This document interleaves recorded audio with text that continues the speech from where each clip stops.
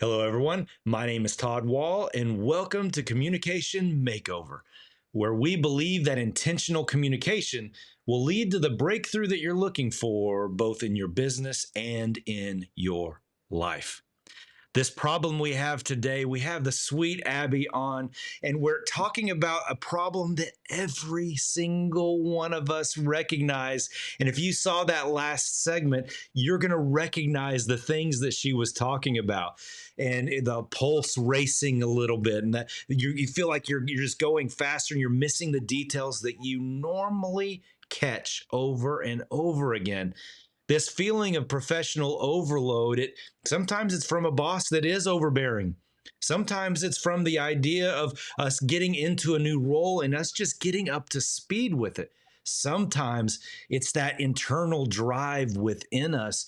It's different factors and different ingredients within the recipe for every single one of us, but we all recognize those side effects, because as we go through whatever role we're in, we're always going to go through that. And so I can't wait to jump into this as Deirdre just begins this discovery process now of how can we find some leverage in this uncomfortable position. So here she is. Okay, Abby, I just want to check in with you just to see how you're feeling right now. Feeling a little better about the overwhelm, just not feeling as overwhelmed about it right now because I recognize that there are specific things that make me feel that way, or maybe certain situations that make my heart race or make me feel like I'm moving 90 miles a minute, and they're not constant. So I know that they're a little bit more manageable than I maybe originally thought they were. That is very good to hear. So, breaking that down and knowing that maybe it is a certain kind of meeting, or I'm sure your clients are all lovely, but maybe it's one or two that need some extra help or attention. Having that knowledge and understanding when and what happens to yourself, that's power. And also, just what Todd said when he lined up this segment, you're not alone, and that is also a good feeling, knowing that you can talk about overwhelm, and there's people who can share and even share a little bit of how they get over it too. So with that, let's just talk about continuing on this path. You've said that you're an 8 out of a 10 and you want to see it move down to a 4. Let's just identify what would happen in the short term, the midterm, and the long term if you didn't somehow make this shift? What do you think would happen?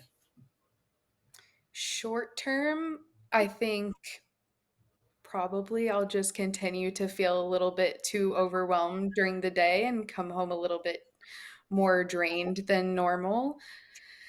Midterm wise, I think possibly some unhappiness in the workplace if I don't figure out a way to self soothe through the overwhelming tendencies. And then long term, I feel like not just in my own life, but for the business, there could be things that I miss that are greater than the things that I'm currently missing that could cause real issues, not just for me, but for my clients and for other teams that could not necessarily be detrimental, but could be more difficult to fix than if I can bring things down now and be a little bit more attentive to detail. Yes, and the way that you broke that down makes perfect sense. And just knowing that a little more drained in the short term and then feeling this unhappiness in the workplace, it is going downhill.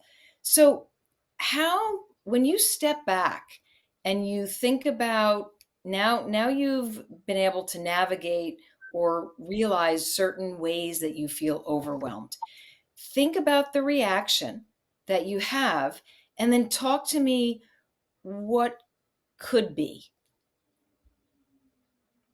The reaction that I have and what could be. So right now, as we discussed earlier, when things get a little bit hectic, I feel a little panicky. I think that possibly if I could take a deep breath and tell Okay. myself we can get through it, or we can prioritize, make a list. How can we prioritize these things that we have to do today? That maybe I would feel a little less overwhelmed in the moment about what's coming or what might happen the rest of the day that could add to my plate. Exactly. Okay, so take a deep breath. You're starting to realize you can soothe yourself. Just that breathing alone calms down your system, calms your brain. And you mentioned something else. Let's dive in a little bit deeper. You said that you can make a list. You're talking about being organized.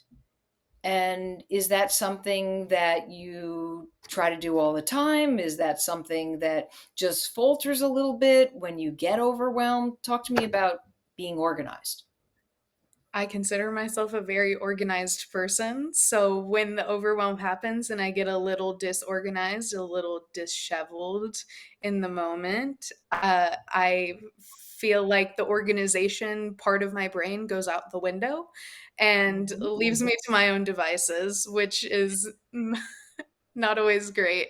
Um, but I really try to do lists and do Excel sheets and things that I can track my progress on, checking it off, crossing it out, highlighting it a different color, something that engages my brain and tells me that I'm moving in the right direction is normally helpful. But like I said, I find in these situations that it's not always a priority to make a list because I think I have all of these things to do. I have 10 to dos, and if I could just do them instead of writing a list, they'd be done. But I find that the priority is not always what should be the priority is not always at the top of the list. Maybe I pick the easiest task to do first to get it out of the way instead of what's most important. So you definitely sound organized. When you said color tabs, I mean listing, color coding, those are the signs of an organized person. What is there any resistance? So I know that priorities happen.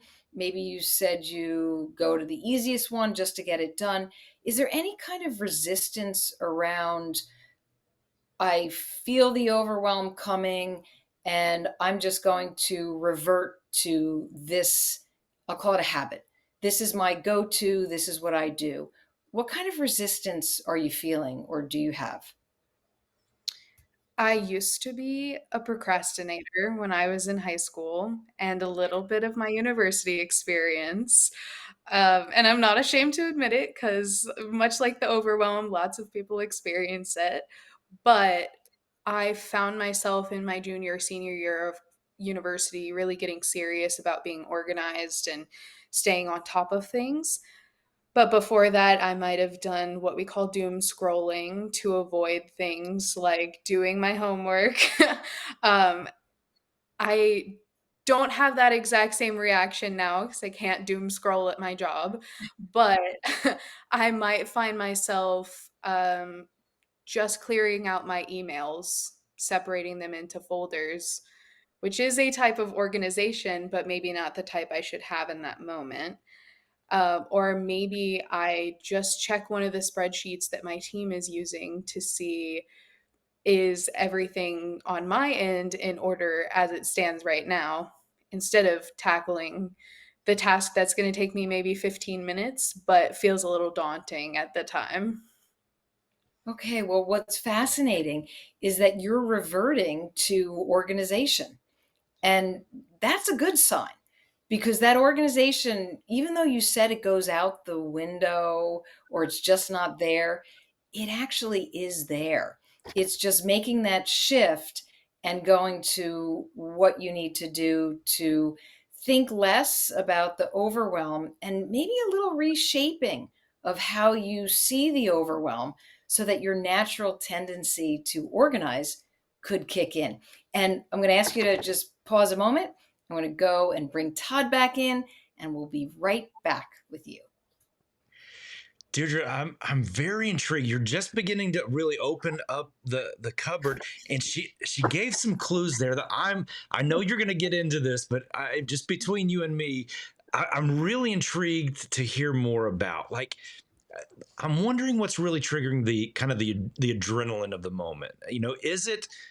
Is it the pace, the new pace of the role with with clients that are coming on? Like, when you first start jogging, it's harder to jog at first.